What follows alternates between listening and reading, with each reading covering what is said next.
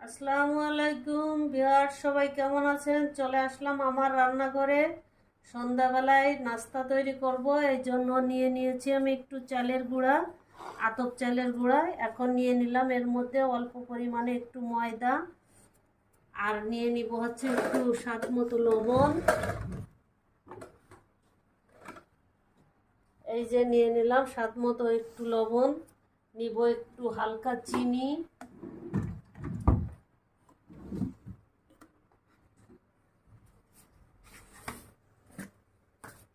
এই যে 4 চামচের 1 টেবিল চামচের 1 চামচ, এই যে এতটুকু পরিমাণে চিনি নিয়ে নিলাম হাতের আন্দাজে। কারণ আমি তৈরি করব কাঁঠালের চপ। কাঁঠালটা এমনিতেই অনেক মিষ্টি।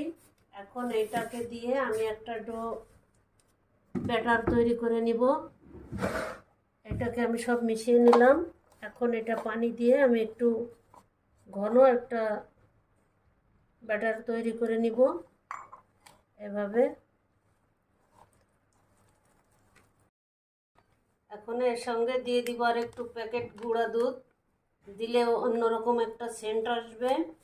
এই যে একটু পরিমাণ মতো গুঁড়া দুধ দিলাম, আমি হাতের আন্দাজে দিলাম, আপনারা টেবিল চামচের 2 চামচ দিলেই হবে।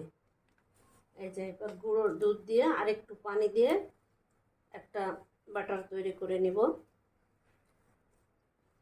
এই যে মাখিয়ে নিচ্ছি আমি।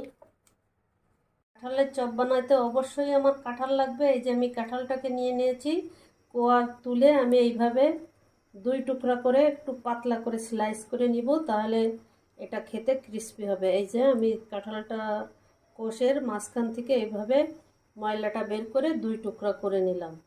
এই দেখুন কেমনভাবে আমি 2 টুকরা করে নিচ্ছি, তাহলে পাতলাও হবে, এই চপগুলো ভাজলে ক্রিস্পি হবে।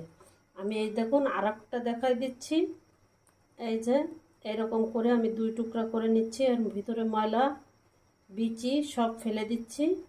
আপনারা কে কোথা থেকে দেখছেন অবশ্যই আমাকে কমেন্ট করে জানাবেন, তাহলে আপনাদের ধন্যবাদ দিতে পারবো।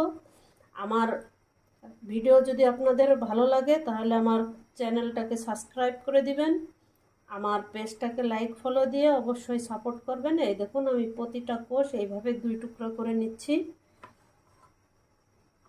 আমাকে এগিয়ে যাওয়ার জন্য আপনারা সবাই সাপোর্ট দিবেন, আপনাদের সবার ভালোবাসায় এগিয়ে যাব এইভাবে। এই যে আমি প্রতিটা কোষ এইভাবে করে একসঙ্গে করে নিচ্ছি, পরে ভাজতে যাব। এই যে এইভাবে আমি সব রেডি করে নিচ্ছি, দিয়ে দিচ্ছি।